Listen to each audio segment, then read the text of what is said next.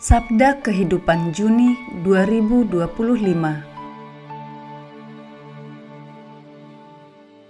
Kamu harus memberi mereka makan. Lukas 9 ayat 13. Kita berada di sebuah tempat yang sunyi dekat Betsaida di Galilea, di mana Yesus sedang berbicara tentang kerajaan Allah kepada orang banyak. Dia pergi ke sana bersama para murid untuk beristirahat setelah perjalanan panjang mereka ke seluruh wilayah itu, di mana mereka telah memberitakan pertobatan sambil memberitakan Injil dan menyembuhkan orang sakit. Meskipun sangat lelah, mereka sangat senang ketika menceritakan apa yang telah mereka alami. Namun, ketika orang banyak mengetahuinya, mereka pun ikut bergabung. Yesus menyambut mereka semua. Dia mendengarkan, berbicara, dan menyembuhkan. Kerumunan orang terus bertambah. Malam semakin menjelang dan rasa lapar mulai terasa. Para murid khawatir akan hal ini dan mengusulkan solusi yang logis dan realistis kepada guru mereka. Suruhlah orang banyak itu pergi, supaya mereka pergi ke desa-desa dan kampung-kampung sekitar ini untuk mencari tempat penginapan dan makanan. Mereka berpikir bahwa Yesus telah melakukan lebih dari cukup, tetapi Yesus menjawab, "Kamu harus memberi mereka makan."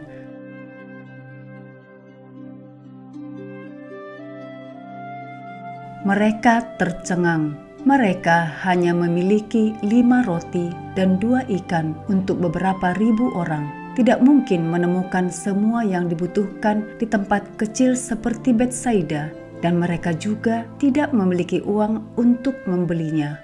Yesus ingin membuka mata mereka. Dia sangat tersentuh oleh kebutuhan dan masalah orang-orang, dan Dia ingin menemukan solusi untuk mereka. Dia melakukan hal ini dengan memulai dari kenyataan dan menghargai apa yang ada. Memang, para murid hanya memiliki sedikit makanan, tetapi Dia mempercayakan mereka sebuah misi. Dia meminta mereka untuk menjadi alat Allah yang berbelas kasihan dan yang menjaga anak-anaknya. Allah Bapa bisa turun tangan, tetapi Dia juga membutuhkan mereka. Mujizat membutuhkan inisiatif dan iman kita, dan kemudian Allah Bapa akan bertindak lebih jauh. Kamu harus memberi mereka makan. Yesus memahami keberatan para murid, tetapi Dia meminta mereka untuk melakukan bagian mereka. Sekalipun kontribusi mereka mungkin kecil, Dia tidak menganggapnya remeh dan tidak begitu saja menyelesaikan masalah untuk mereka. Mujizat terjadi, tetapi mujizat itu membutuhkan partisipasi penuh dari mereka dengan segala sesuatu yang mereka miliki dan dapat mereka sediakan. Hal ini menyiratkan pengorbanan dan kepercayaan kepada Yesus. Yesus adalah seorang guru. Dia memulai dari kejadian-kejadian di sekitar kita untuk membantu kita belajar untuk peduli satu sama lain. Ketika kita menyadari bahwa orang lain membutuhkan, alasan seperti itu bukan tugas kita. Tidak ada yang bisa saya lakukan. Mereka harus bertahan hidup seperti orang lain. Tidak ada gunanya sama sekali.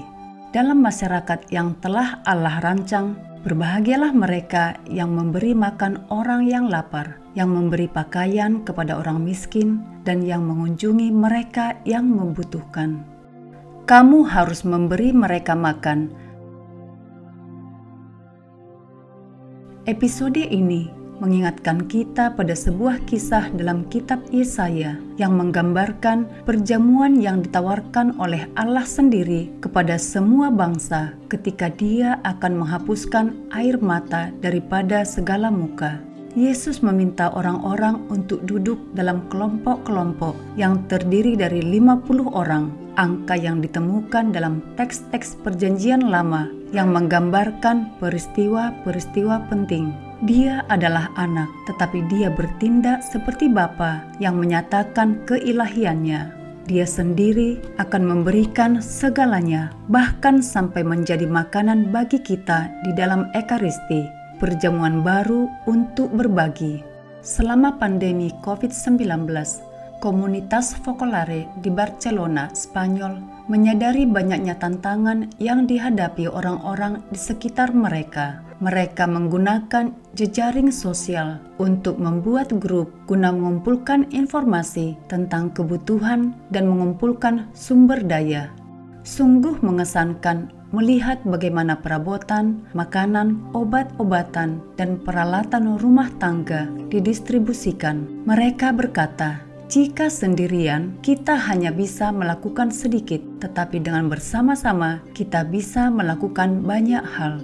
Bahkan sampai hari ini, kelompok Fan Familia membantu memastikan bahwa tidak ada seorang pun di antara mereka yang berkekurangan. Seperti pada jemaat Kristen perdana, kamu harus memberi mereka makan.